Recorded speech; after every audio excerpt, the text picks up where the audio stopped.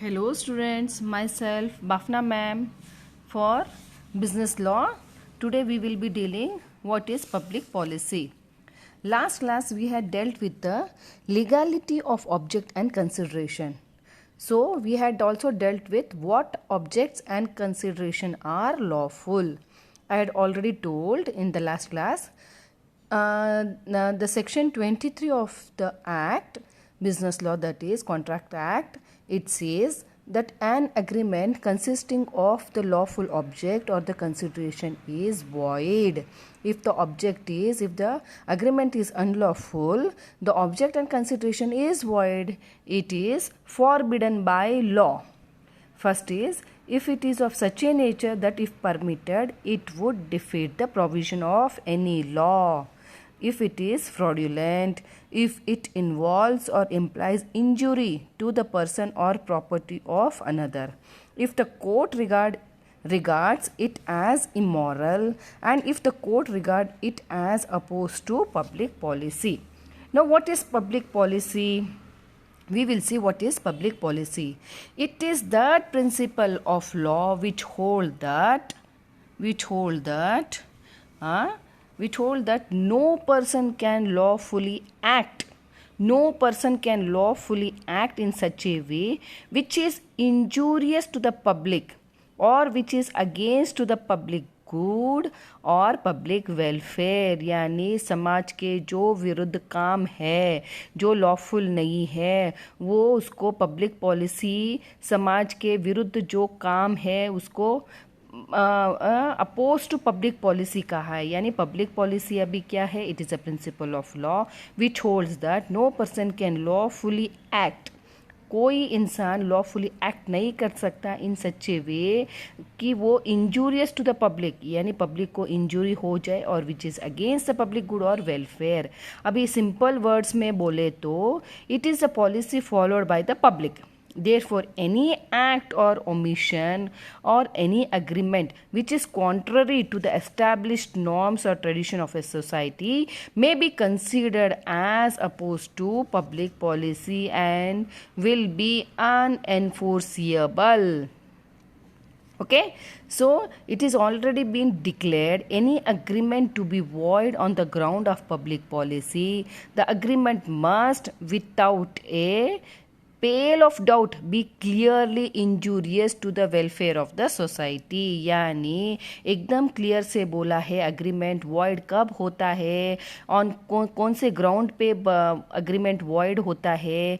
Public policy यानी जो agreement एकदम साफ सुथरा है कि भाई विदाउट एनी डाउट क्लियरली, अगर वो इंजूरियस है वेलफेयर ऑफ द सोसाइटी में, अगर वो समाज में इंजूरियस है, तो it is said to be opposed to the public policy and it is been told that agreement is void. Know what agreements कौन सा एग्रीमेंट है जो opposed to public policy? We will see which agreements are opposed to public policy. See, there are certain agreements which have been declared to be void on the ground that they are opposed to public policy. Such agreements are as under. First is trading with the enemy. पहले हम लोग देश की बात करते हैं. An agreement entered into with an alien enemy is unlawful on the ground of public policy and hence void. Alien enemy कौन है? जो दूसरे देश है, जो जब वार हो रहा है या दूसरे देश में अपनी दुश्मनी है या अपने देश के साथ कोई वॉर कर रहा है.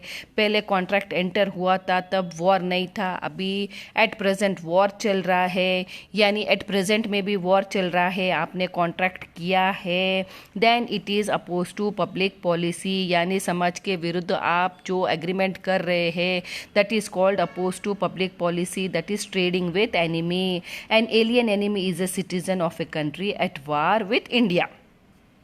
The declaration of a war implies a prohibition of commercial transactions with a citizen of enemy country. Such a trading is unlawful since the enemy stands to benefit from it. यानी trading with an enemy. Okay. Second point, we will see an agreement interfering with administration of justice.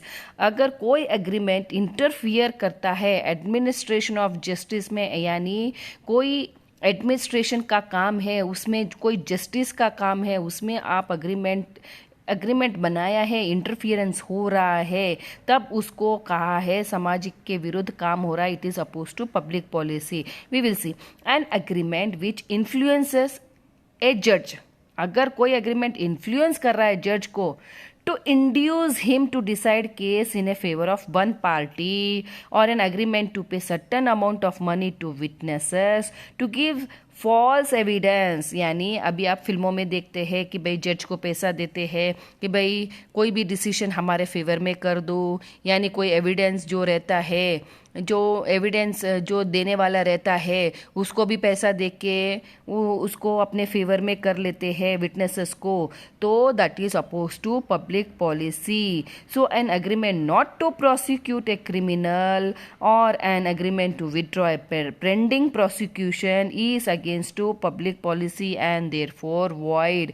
यानी जो agreement जो prosecute criminal के agreement not to prosecute a criminal, यानी जो criminal रहता है उसको सज़ा नहीं देते हैं, यानी अग्रीमेंट टू विड्रॉ पेंडिंग, जो पेंडिंग है प्रोसिक्यूशन उसमें विड्रॉ कर देते हैं, मैटर चल रहा है उसमें ही पहले विड्रॉ कर लेते हैं. So that is called as opposed to public policy. So third point we will see an agreement of maintenance and champerty. Now we will see what is maintenance. Maintenance is the promoting or encouraging of litigation in which a person has no personal interest. See their litigation में कुछ personal interest ही नहीं है. Encouraging, यहाँ पे litigation को encourage कर रहे हैं, in which person has no interest, यानी किसी का झगड़ा हो रहा है और दूसरा आके व्यक्ति एनकरेज कर रहा है, जो झगड़ा हो रहा है उसमें एनकरेज आके कर रहा है, उसका खुद में कुछ इंटरेस्ट नहीं है, उसको मेंटेनेंस बोलते हैं. And what is champerty. Champerty is an agreement in which assistance is given to one party in an ongoing litigation by paying money and thereafter agreeing to share in the fruits of the said litigation. See champerty मतलब क्या है. It is an agreement in which assistance is given to one party, यानी आप एक assistance एक party को assist करते हो कि भाई जहाँ झगड़ा हो रहा है यानी लिटिगेशन हो रहा है उसमें पैसा देते हो आप, और बाद में क्या करते हो उसको जाके बोलते हो जो ये मैटर होगा यानी जो शेयर मिलेगा उसमें हम मिल बांट के खाएंगे इस लिटिगेशन में, यानी शेयर इन द प्रॉपर्टी और money so recovered through the court, यानी जो पैसा कोर्ट के द्वारा मिलेगा हम दोनों मिल बांट के खाएंगे. Of law both the aforesaid agreement are void. दोनों अग्रीमेंट वॉइड है, यानी एक झगड़े में कुछ का पर्सनल इंटरेस्ट नहीं है, उसमें बढ़ावा देने का उसको मेंटेनेंस बोलते हैं. चैम्पर्टी किसको बोलते हैं. जिस झगड़े में असिस्ट करता है, जो झगड़ा कर रहा है उसको असिस्ट करके उसको कहते हैं कि भाई मैं इसमें आपको असिस्ट करता हूँ तो आधा पैसा मुझे भी दे देना. तो this type of agreement are void since they encourage unnecessary litigation, यानी वो अननेसेसरी लिटिगेशन यानी झगड़ा को बढ़ावा दे रहे हैं. And hence it is declared to be public policy opposed to public policy. In India such agreement are not absolutely void. India में ये एग्रीमेंट एब्सोल्युटली वॉइड नहीं है because the bona fide object of assisting a person in the enforcement of his legal rights are valid. यहाँ पे एक bonafide object है, यानी bonafide object है कि किसी पर्सन को असिस्ट करने से एनफोर्समेंट करने से उसका लीगल राइट्स वैलिड माना गया है. तो अभी नेक्स्ट ये देखते हैं. Fourth point is trafficking in police public officers. Trafficking means illegal trading. Therefore, an agreement which induces a public officer to act corruptly an agreement which affects the normal working of the government, an agreement to appoint a certain person in public office for monetary consideration etc. are against public policy and hence void. यानी trafficking का मतलब क्या है? Means illegal trading. Illegal trading यानी जो lawful नहीं है trading, यानी गुड्स एंड सर्विसेज को एक कंट्री से दूसरे कंट्री तक बेचते हैं, उसको ट्रेडिंग बोलते हैं.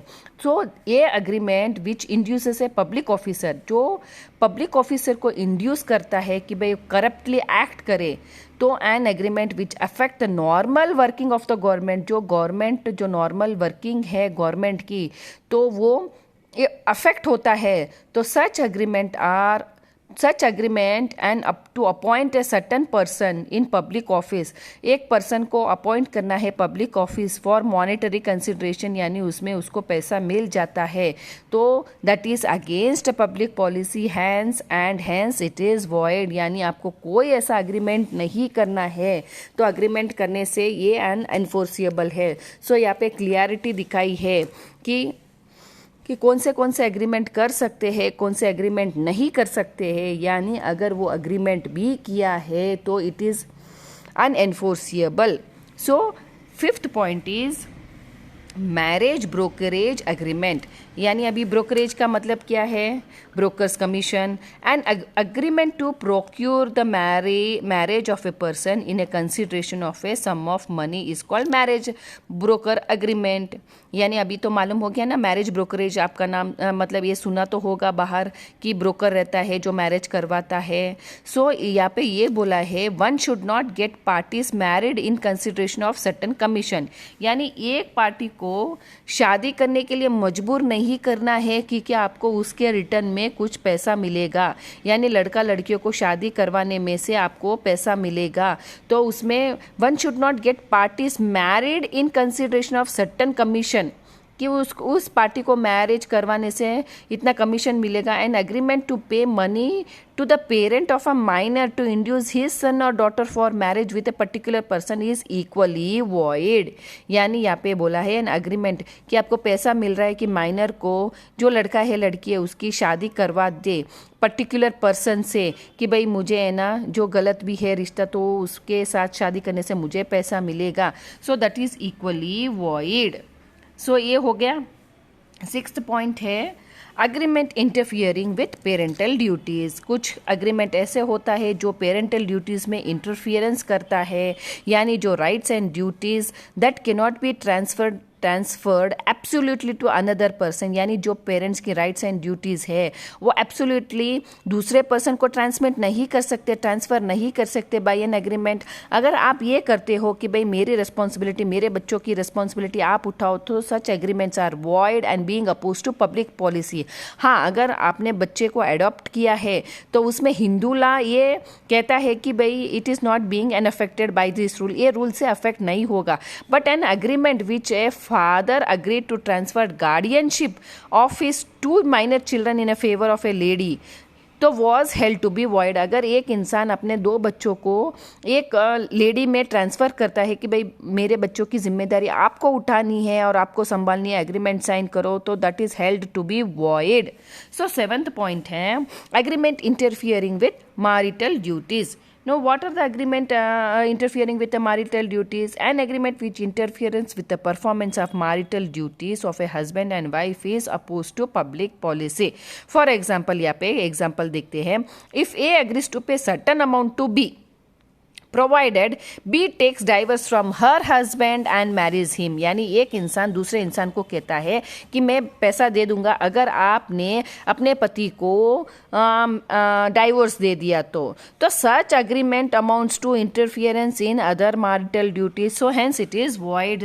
सो यहाँ पे मैरिटल ड्यूटीज़ में इंटरफियरेंस होता है तो such agreement are held to be void. So ये एग्रीमेंट ऐसे करना नहीं है. तो एट्थ पॉइंट है agreement restraining personal liability. The constitution of India has guaranteed every right a right to life and personal liberty. a right to life and personal liberty. Hence, any agreement by which a person is deprived of his personal liberty is against public policy and therefore void. अगर personal liberty में कोई interference हो रहा है तो liberty अपनी right to life जो constitution of India के तहत गारंटेड दी गई है, every person has a right to life and personal liberty, अगर उसमें आपको डिप्राइव्ड हुआ है so that agreement is against public policy and therefore void. यानी अभी 9th पॉइंट क्या बोलता है, an agreement to do something opposed to public duty is void. अगर आपने कुछ ऐसा एग्रीमेंट किया है something that is against public duty में कुछ अपोज कर रहे हैं तो that is void and person must perform is official duties. जब आप कुछ ऑफिशियल ड्यूटीज़ में हैं तो उसको परफॉर्म करना बहुत ज़रूरी है और वो भी हॉनेस्टी एंड सिंसियरली से. But any public servant agreed to do something which is contrary to his official duties. अगर जो पब्लिक सर्वेंट है उसका काम जो अलग पूरा उल्टा करता है या कॉन्ट्ररी है उसकी ड्यूटी से अगेंस्ट करता है तो that duty is considered as against public policy and therefore void.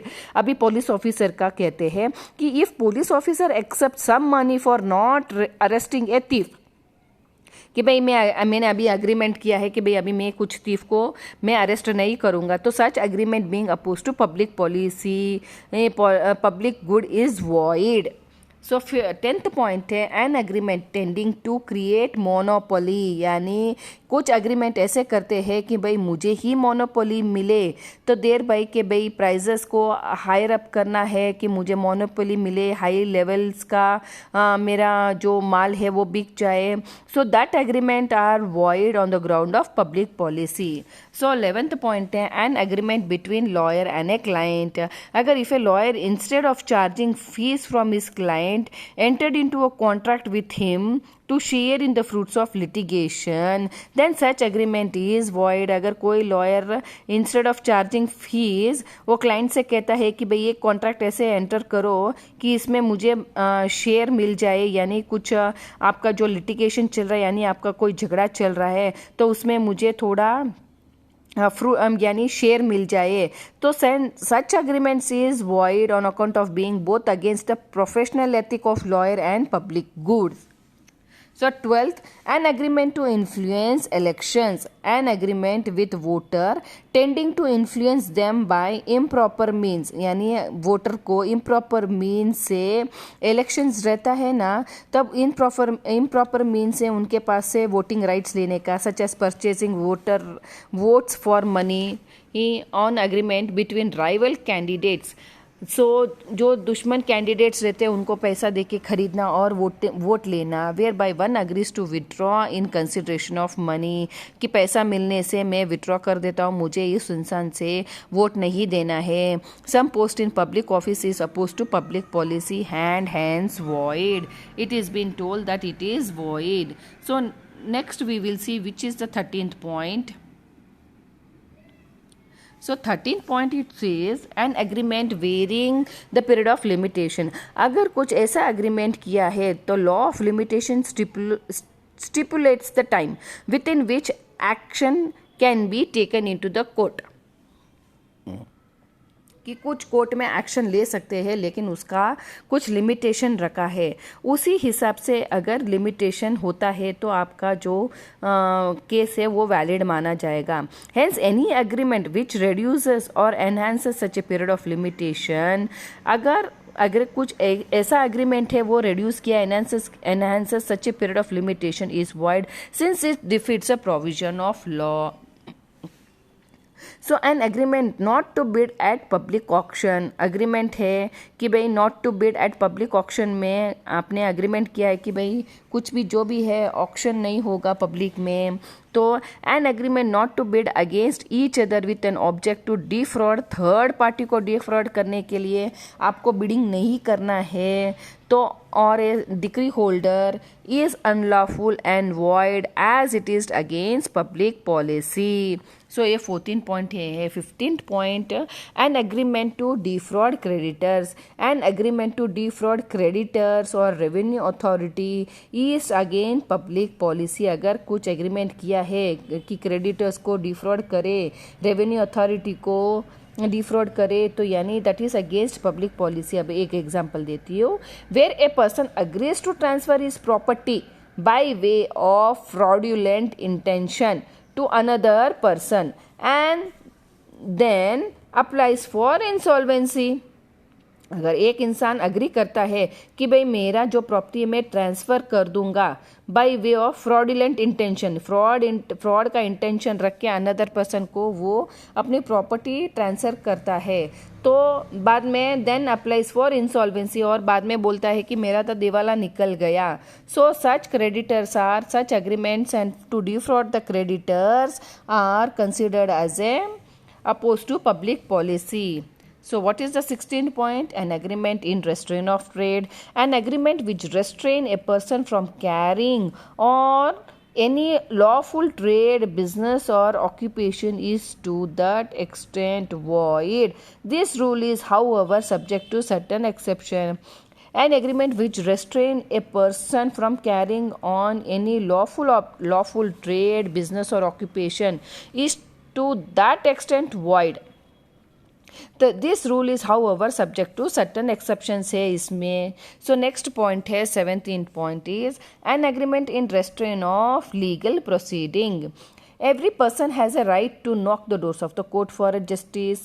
So any agreement which restricts his freedom is void. अगर कुछ एग्रीमेंट ऐसा है कि आपका फ्रीडम रेस्ट्रिक्ट होता है, so such agreements are void. 18th point है an agreement by way of wager is void. Any wager to pay money or money worth on the happening or non-happening of a uncertain future event is void, being opposed to public policy. अगर कुछ आपने agreement किया है कि भाई आपको पैसा मिलेगा या पैसे के बदले में कुछ ऐसा कंसिडरेशन दूंगा कि भाई कुछ ऐसा होने पर कुछ बिडिंग लगाते, जैसे कुछ वेजरिंग एग्रीमेंट यानी बेट लगाते हैं कि भाई ऐसा होने से मैं आपको पैसा दूंगा, ऐसा नहीं होने से मैं पैसे के बदले वो दूंगा, तो सर्टन अनफ्यूचर में अनसर्टनिटी हो भी सकता है, नहीं भी हो सकता है। So that event is void and being oppose to public policy. So we have discussed what is public policy and what are the agreement opposed to public policy. If these types of agreements are made by the people, then it is opposed to public policy. Such यानी जो agreement कोई इंसान agreement बना रहा है कि भाई समाज में धक्का लगेगा, समाज के विरुद्ध ये जो कोई बातें एग्रीमेंट करते हैं, so those agreements are called oppose to public policy, यानी विरुद्ध पब्लिक पॉलिसी, यानी समाज के विरुद्ध जो एग्रीमेंट कर रहे हैं उसको अपोज किया है, आपने ऐसा नहीं करना है। So next we will see what is void agreement. Agreement expressly declare to be void. An agreement not enforceable by law is said to be void. Neat and clean से आपको समझ में आना चाहिए। सेक्शन 2 सब सेक्शन जी ये कहता है जो एग्रीमेंट अनएनफोर्सिएबल है यानी कोर्ट ऑफ लॉ में आप उस एग्रीमेंट को लेके नहीं जा सकते हैं क्योंकि वो एग्रीमेंट वॉइड ही है। तो void agreement will not entail any legal consequences, यानी जो वॉइड एग्रीमेंट है उसको लीगल कॉन्सिक्वेंसेस में कुछ उसमें हासिल नहीं होगा अगर आप कोर्ट में भी जाएंगे तो। So they are void from the beginning, that is void from the void ab initio. So we will see next what is there.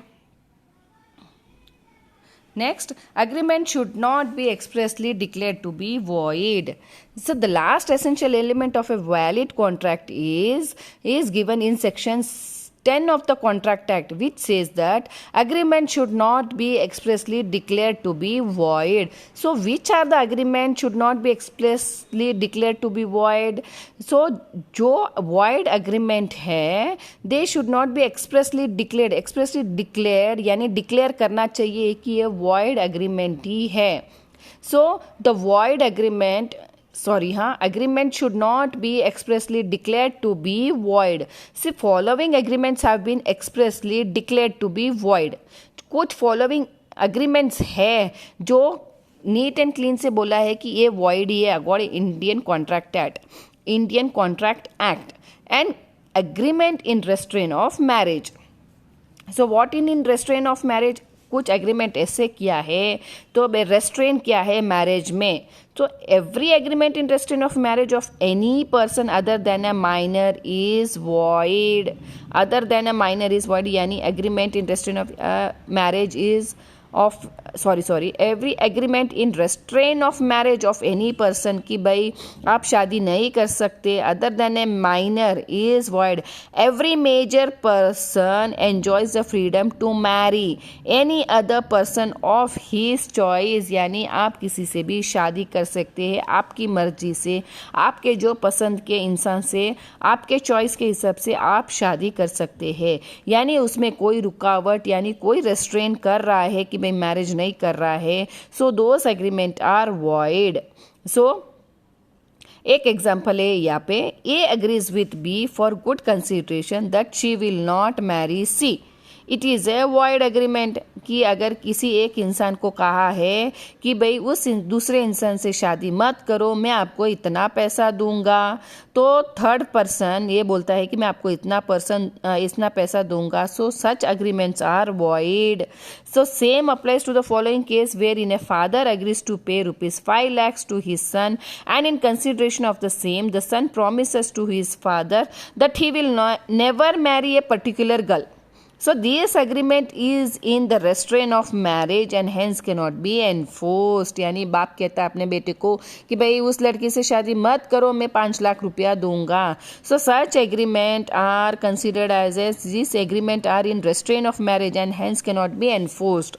The restraint may be general or partial. This is to say that person may be restrained from marrying at all कि भाई शादी करनी ही नहीं है, और from marrying for a fixed period यानी fix period time तक आपका मैरिज रहना चाहिए, और from marrying A particular person यानी आप पर्टिकुलर पर्सन के साथ शादी कर सकते हो क्या, और ए क्लास ऑफ पर्सन के भाई इसी क्लास ऑफ पर्सन के साथ शादी करते हो. तो such agreement in all aforesaid instance are void यानी ये वॉइड है. And in an agreement second क्या है, an agreement in restraint of trade. अभी ट्रेडिंग में कुछ रेस्ट्रेन किया है कि भाई एग्रीमेंट, तो वो वॉइड है. See every agreement by which any one is restrain from exercising a lawful profession, trade और business of any kind is to that extent void. Freedom of trade and commerce is a fundamental right guaranteed under the Constitution of India. Freedom दिया है कि आपको trade and commerce में कहीं पे भी constitution of India में आप कर सकते हो, लेकिन उसमें आप रेस्ट्रेंट डाल दो कि भाई इसमें लॉफुल प्रोफेशन में कि आपको ऐसा नहीं करना है. So that is against the law. So the public policy requires that every man shall be at liberty to work for himself and shall not be at the liberty to deprive himself of the fruit of his labor, skill or talent by any contract that he enters into. So the restraint may either be partial or general, but both are void. However, this rule is subject to the following exceptions. So certain exceptions भी है, यानी public policy में आपने किसी इंसान ने कहा है, सो किसी इंसान को लिबर्टी है वर्क करने को, आप खुद वर्क कर सकते हैं, and shall not be liberty to deprive himself. कोई आपको डिप्राइव नहीं कर सकता है कि भाई आपको कुछ फ्रूट मिले ऑफ हिज लेबर. आप जितनी मेहनत कर रहे हैं उसका आपको फ्रूट मिलना है. आपके स्किल टैलेंट में आपने जितनी मेहनत की है, आपको जितना हक बनता है पैसे का उतना कॉन्ट्रैक्ट में है ही है. अगर किसी ने एंटर किया है तो दैट रेस्ट्रेन में आइदर बी पार्शियल यानी वो रेस्ट्रेन पार्शियल भी हो सकता है, जनरल भी हो सकता है, यानी बोथ भी हो सकता है. सो उसमें फॉलोइंग एक्सेप्शंस है. Now we will see what are the exceptions to the rule that an agreement in restraint of trade is void. The sale of goodwill. One who sells the goodwill of a business may agree with the buyer to refrain from carrying on a similar business within specified local limits so long as the buyer or any person depriving title to the goodwill from him carries on a like business in the special local limits. However, these local limits must be reasonable having regard to the nature of the business. See, this provision is made basically for giving a real marketable value to the goodwill and with the aim of preventing corruption. यानी अभी example दिया है, P sells the goodwill of his business to Q and promises not to carry on similar business through out the world. ये हो सकता है कि through out the world मेरे जैसा बिजनेस आपको कैरी नहीं करना है. So here the restrain is unreasonable, यानी जो रेस्ट्रेन आप लगा रहे, जो रोक आप लगा रहे, that is unreasonable and hence agreement is void. So you are clearly understand what is sale of goods और sale of goodwill. So what is goodwill? There is a beautiful example given in this textbook. So next is exception under the Partnership Act. The Indian Partnership Act 1932 recognizes following agreement in restraint of trade is valid. कुछ ऐसे agreement है जो it is considered as a valid. We will see what are those agreements. See, existing partners agreement of the Partnership Act. An agreement between existing partner of a firm may provide that partner shall not carry on any business other than that of the firm while he is a partner. See, अगर partnership में आप अगर दूसरा कुछ business करते हो तो वो वॉइड है. उसी हिसाब से बिजनेस आपको करना है जो आपके पार्टनरशिप में अग्रीमेंट हुआ है. तो these are exceptions. Agreement with outgoing partner. An outgoing partner may make an agreement with his partner that he will not carry on any business similar to that of the firm within a specified period or within the specified local limits. So it restricts and if restrictions are reasonable, then such agreement will be considered absolutely valid. अगर आप उस हिसाब से agreement कर रहे हो partners के कि भाई पर्टिकुलर लिमिट तक ये स्पेसिफिक लोकल लिमिट्स में मैं अपना सेम बिजनेस नहीं करूँगा, so that agreement is valid. So third है पॉइंट है an agreement upon dissolution. Partner may upon or in anticipation of the dissolution of the firm make an agreement that some or all of them will not carry on a business similar to that of the firm within the specified period or within specified local limits. Such an agreement shall be valid if the restriction imposed are reasonable. अगर dissolution के पास यानी dissolution of the firm अगर कोई agreement करता है यानी make an agreement that some of them will not carry a business similar to that of the firm within a specified period, यानी specified period में similar business आप carry नहीं करेंगे विद इन लोकल लिमिट्स में, तो such agreements are valid, वो valid माना जाएगा एग्रीमेंट. तो थर्ड है sale of partnership firm goodwill. A partner may upon the sale of the goodwill of A firm make an agreement that such partner will not carry on any business similar to that of the firm within the specified period or within specific local limit. Such agreement shall be valid if the restrictions are reasonable. So we have completed which agreement in restraint of trade is void and which agreements are exceptions, which can be some agreements in the restraint of trade are valid. So in next YouTube video we will take trade combination. So we will stop the video here. So we will see next video.